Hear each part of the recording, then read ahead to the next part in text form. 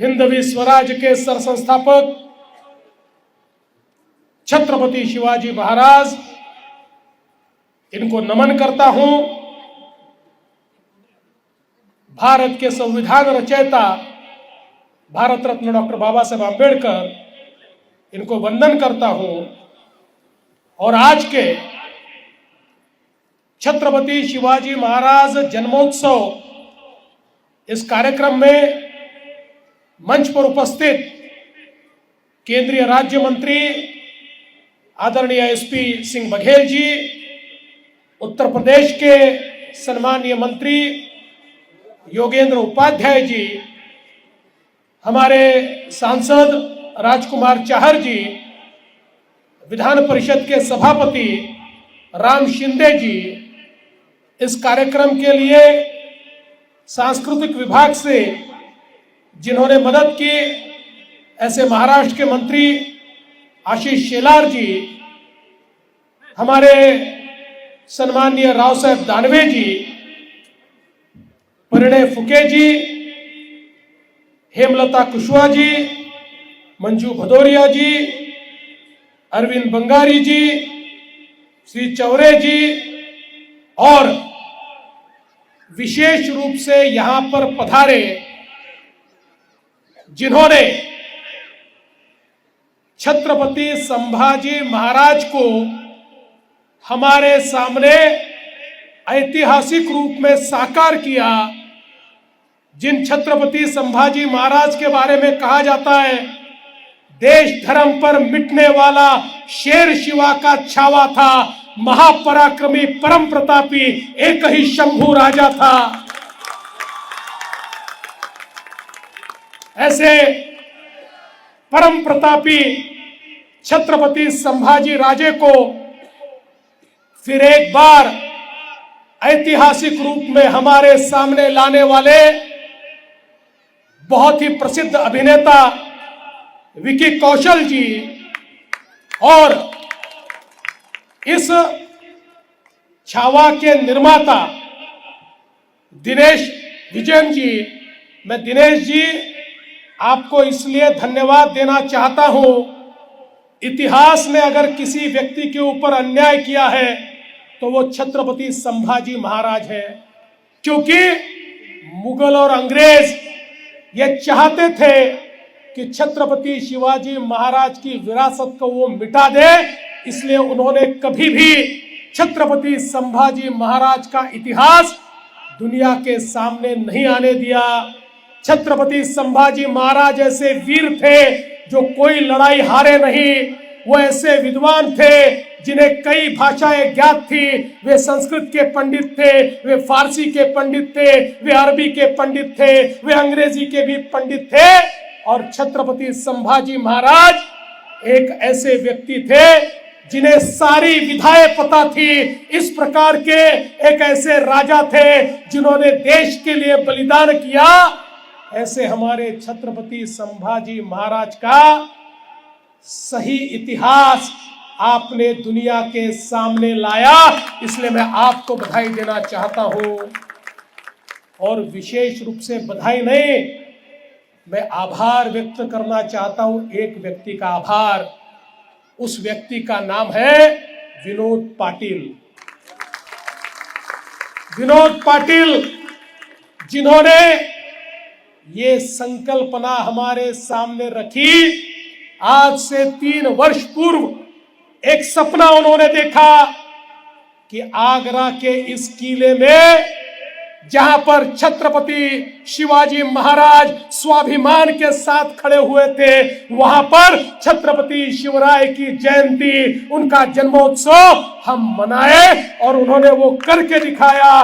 मैं आपको बहुत धन्यवाद देता हूं और मैं कहना चाहता हूं विनोद पाटिल जी, अरे हम 100 काम करके भी इतिहास में नहीं रहेंगे, लेकिन इतिहास इस बात को याद रखेगा कि एक विनोद पाटिल था जिसने आगरा में शिव जयंती शुरू की।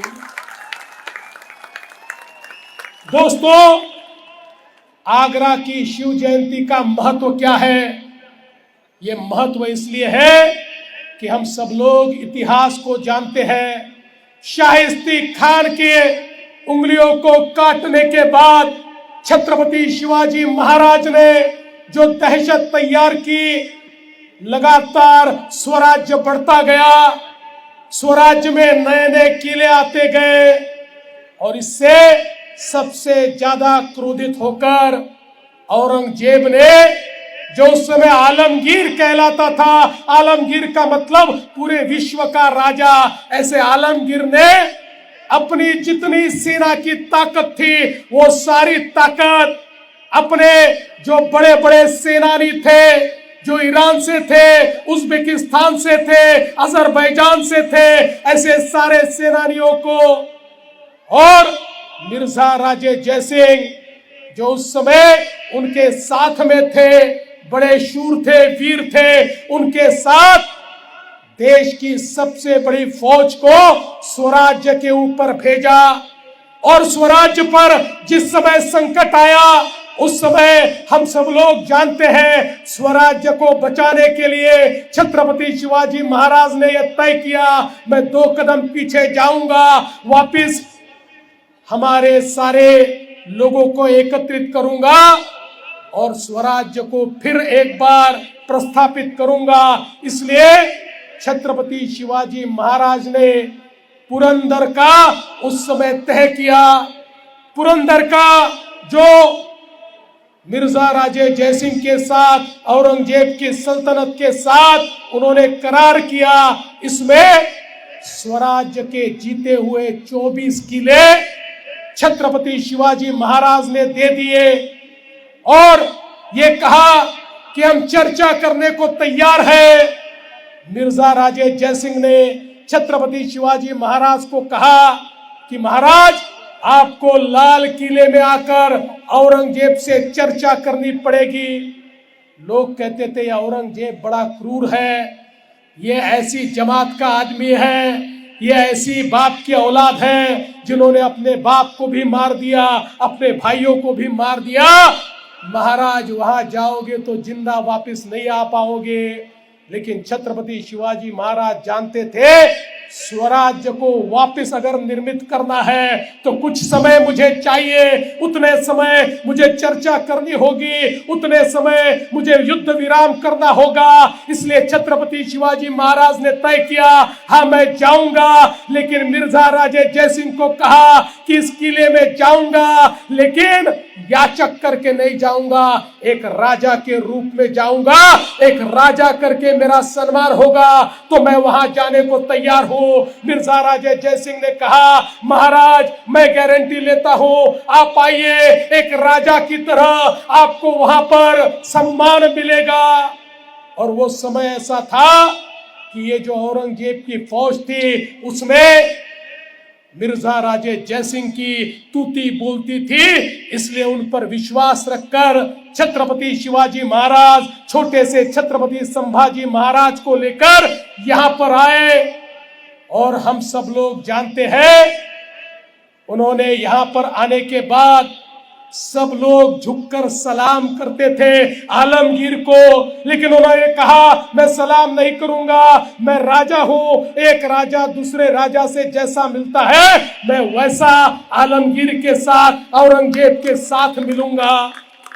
और वो दिन हम सब लोगों को पता है, जब मार्च के महीने में 12 तारीख को 1666 में छत्रपति शिवाजी महाराज वहां पर ये दरबारे आम में गए और दरबारे आम में बहुत ही छोटे लोगों के साथ छत्रपति शिवाजी महाराज को खड़ा कर दिया और उनका अपमान किया।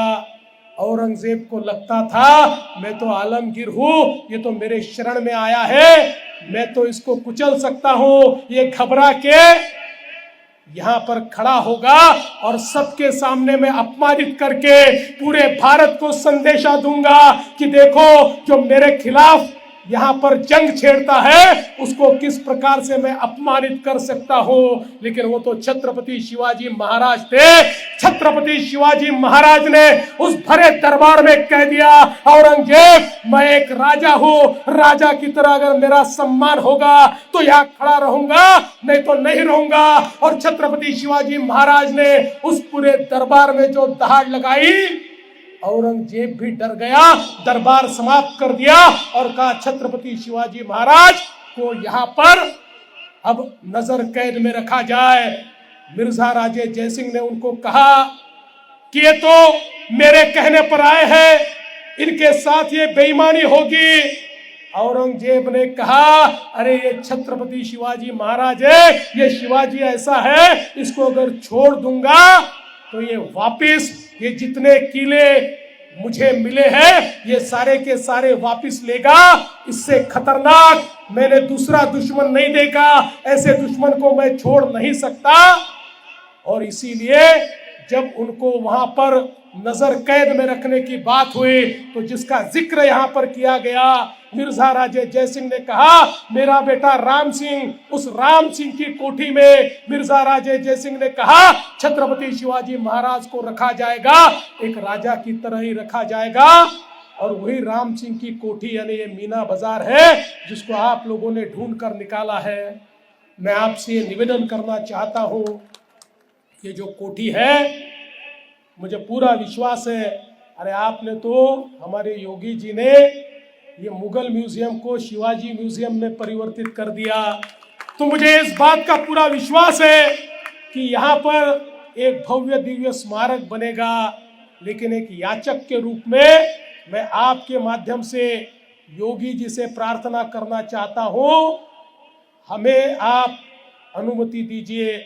महाराष्ट्र की सरकार इसको अधिग्रहित करेगी, महाराष्ट्र की सरकार इसको एक्वायर करेगी और महाराष्ट्र की सरकार यहाँ पर एक छत्रपति शिवाजी महाराज का स्मारक तैयार करेगी। और माँ कसम मैं बताना चाहता हूँ, एक बार ये स्मारक बन गया तो आपके ताजमहल से ज्यादा लोग ये स्मारक देखने के लिए नहीं आए तो मेरा नाम बदल देना, मेरा नाम देवेंद्र फडणवीस नहीं बताऊंगा। इसलिए मैं तो योगी जी से बात करूंगा, उनको निवेदन करूंगा, लेकिन आप सब मेरे भाई लोग जो यहाँ बैठे हुए उत्तर प्रदेश के, आपसे भी निवेदन करता हूँ आप लोग भी मेरी वकालत कीजिए और एक ऐसा स्मारक हम बनाए, क्योंकि छत्रपति शिवाजी महाराज स्वाभिमान के साथ आगरा में रहे और जिस प्रकार से उन्होंने आगरा से यहाँ से निकलकर वापस स्वराज्य में गए और केवल स्वराज्य में नहीं गए, फिर एक बार स्वराज्य का निर्माण किया, हारे हुए सारे 24 किले छत्रपति शिवाजी महाराज ने वापस जीते और वो छत्रपति बने। औरंगजेब कुछ नहीं कर पाया, ये ताकत मेरे राजा की थी, ये ताकत हमारे छत्रपति शिवाजी महाराज की थी।